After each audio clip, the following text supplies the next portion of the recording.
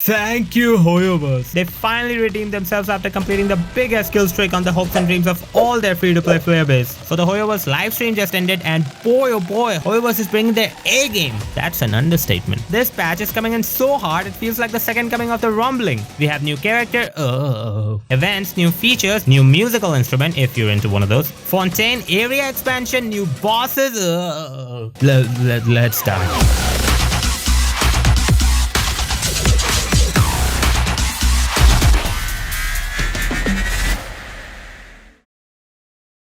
Furina might get a rerun as well.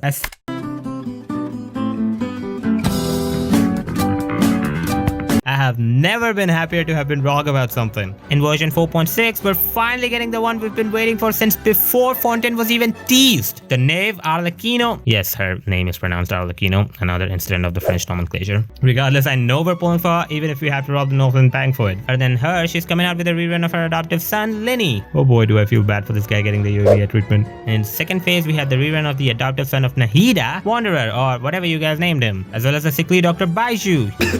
Yes, no Furina this patch. This could be a good news or bad news depending upon what you were planning, but for me, it is downright heartfelt. I'm having a fucking party good news. This means I don't have to feel conflicted on who to go for. I go full in on Arlecchino and then farm more Primo Gems for Furina when she does come out. Of course, Arlecchino releasing also means another story quest, but it's not just one. We're getting two.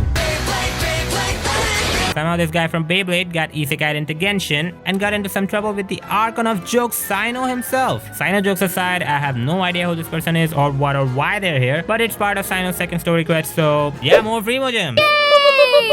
Of course, Arlecchino also has a story quest in store for us, which is the one I'm personally more excited about. It'll also include a new weekly boss, Arlecchino herself. Look at that drip. No. Remember the time Inazuma first came out? Aside from that, Hoyoverse has decided to save us some water exploration by pre-unlocking a teleport waypoint in the new region. Hoyoverse, what did we do to deserve this? Now this does save time, but I don't know if this takes away a certain level of adventure to the whole aspect of exploration and unlocking new areas. But it does save time, so what the hell? A cat? A cat in water? What's Genshin's obsession with cats recently? Can we not have one patch without something to do with cats? Oh, shut up! World expansions comes World Quest. With World Quest comes Primo Gems. From the little bit of what we got to see and whatever they talked about it, it feels like the one quest all the way back in 4.0 that ended up continuing to 4.3. This time we're getting catfished by a literal catfish. Or a cat inside a bubble. To do some shenanigans, but who cares as long as it gives us Primo Gems, right? Coming to the events, we have more and more evidence to support that Hoyo staff watch my channel. The main event for this patch seems like it'll give us a free Goro, which is the exact character I needed to finally complete my 4-star roster. The event will include some kind of music event in Inazuma, hosted by the guy from last year's Lantern Ride event, and Ito, and will include a number of sub-events like... Am I the only one who actually enjoyed that event? Anyway, it'll also involve us looking for some ingredients across Inazuma. Now this makes a lot more sense. And probably some other stuff too. But most importantly, Windtrace is back, baby! That's right, the best event Hoyo has ever been able to design returns again with a Dead by Daylight twist this time. Of course, still implementing other games into itself. Great going, Hoyoverse. This time the rebels will have to repair a number of devices while also avoiding the hunter. If you get caught for the first time, you get sent to a prison, from where your fellow rebels can rescue you once. The second time you get caught, you're eliminated. Okay, this isn't hide and seek anymore, it's lock and key. While you're repairing the device produces a light beam which basically reveals the location to the hunter. I don't know about you, but I can't wait to play this. Moving on from the goat, Alamo's distant pupil is here following the brilliant example of his mentor. He wants to befriend a Pyro Regiswine, Primo Geowisher, the chicken, and the Pearl Seahorse. Now I am the master. More of some trial characters, semi-abyss, crystal buffs, yada yada yada challenge event, and also the slightly less useless one, and some more TCG. Hello?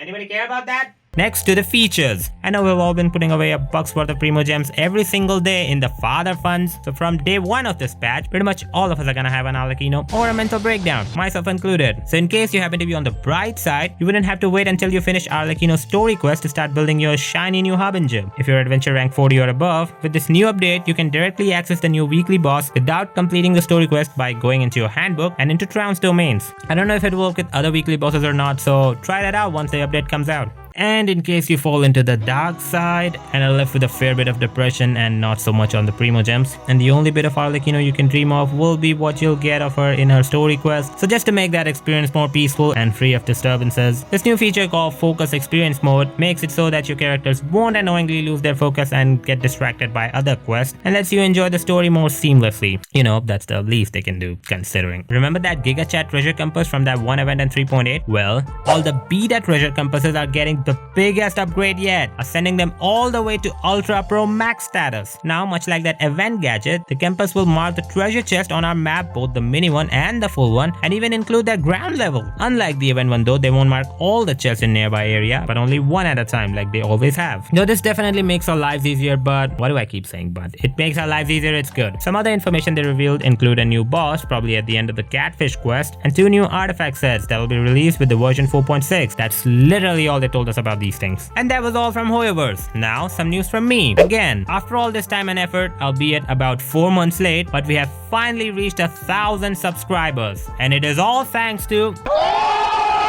No. It was all of you guys who supported me this whole time, and thanks to that, we have finally accomplished the very first step of our journey here. So yeah, I'm truly grateful to you guys for your support. And on that note, if you are new here and you like what you saw, consider subscribing to show your support, because this may have been our first achievement. It most certainly won't be the last. Leave a like if you enjoyed this video, and I'll see you next time.